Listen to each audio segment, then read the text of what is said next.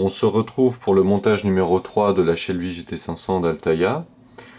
Cette rubrique amélioration, on va commencer par le cache-culbuteur. Donc sur le cache-culbuteur, quelques points d'amélioration, donc notamment sur les vis de culasse, donc les vis qui simulent l'assemblage de la culasse. Donc on peut voir que j'ai appliqué en fait de la poudre chromée, donc la MGM Magic Powder. Voilà, sur l'ensemble des vis qui sont là. Ensuite, j'ai rajouté de la peinture noire sur cette zone-là. Alors pourquoi? Parce qu'en fait, cette pièce-là, normalement, elle n'est pas rigide au collecteur d'admission. Il s'agit d'une pièce rajoutée. Et cette pièce-là, normalement, c'est le support qui permet de fixer la Delco, donc le répartiteur d'allumage. Donc voilà, je l'ai peint en noir mat. Voilà pour le collecteur d'admission. Vous remarquerez que j'ai retiré les pièces, ces pièces-là, parce que j'en avais besoin pour repositionner les carburateurs. Bref, passons maintenant aux cache-culasses. Donc les cache-culasses, qui sont en fait des cache-culbuteurs. Je les ai retouchés en retirant la peinture sur le dessus, donc sur les rainures. Certains ont préféré utiliser d'autres méthodes. D'ailleurs, vous verrez sur les images. Certains ont utilisé un cache noir. Moi, j'ai préféré garder la version originale, voilà, plutôt que la version customisée. Sur le deuxième cache, on peut voir le renifleur, donc le renifleur que j'ai rechromé avec la fameuse poudre. Voilà. Et ensuite, on passe au carburateur. Donc le carburateur que j'ai repeint couleur anodisée.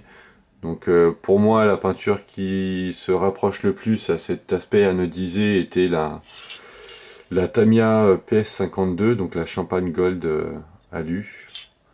Donc je pense que c'est une qui se rapproche le plus pour des peintures et des carburateurs.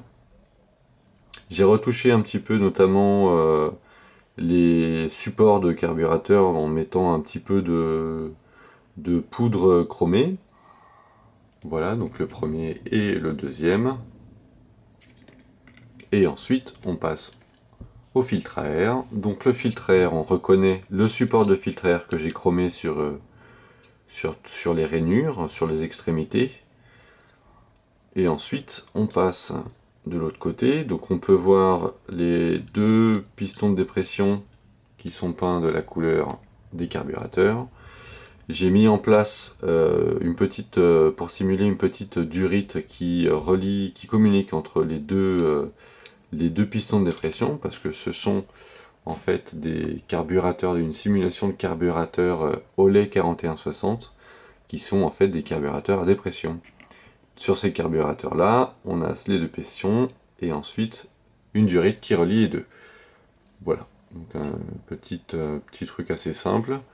Pour ce qui est du filtre à air, je l'ai repeint en blanc, avec bien sûr les bordures que j'ai refait en noir. On peut voir ici.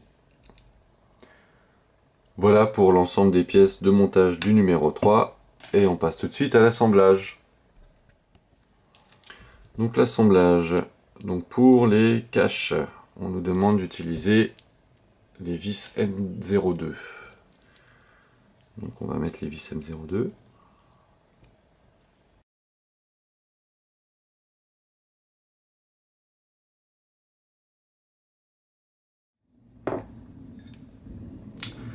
Voilà pour le premier cache.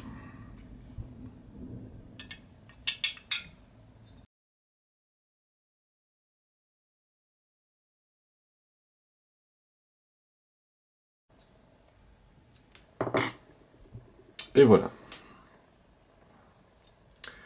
Donc ça, c'est fait. Ensuite, on va mettre en place les carburateurs. Donc les carburateurs, Altaïa nous préconise de les positionner avec la partie des chambres des réservoirs de gasoil, donc du gasoil, d'essence, côté extérieur. Donc, comme ceci.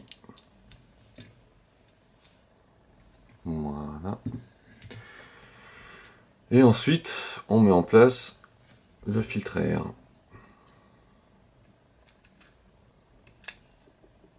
Comme ceci.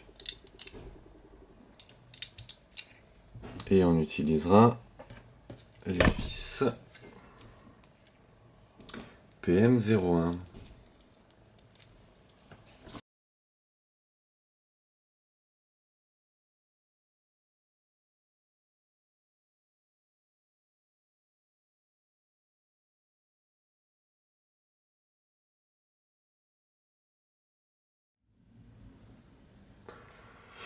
Et donc voilà pour le montage numéro 3. Qui est plutôt pas mal. Plutôt pas mal. C'est dommage quand même, juste un point, c'est dommage quand même que Altaïa n'ait pas fourni d'autres éléments concernant l'assemblage des carburateurs, parce que je les trouve un peu pauvres en termes de pièces. Normalement, on a pas mal de tambouilles mécaniques qui permet d'activer les papillons et d'activer le carburateur en lui-même. Là, on a juste les carburateurs et puis on a ces deux pistons de dépression qui sont même pas sur les carburateurs, qui sont directement sur le filtre à air. Je trouve ça un peu dommage, ils auraient pu un peu plus se prendre la tête sur le réalisme de cette zone du moteur. Tant pis, on verra sur les autres pièces. Voilà messieurs, eh bien à bientôt.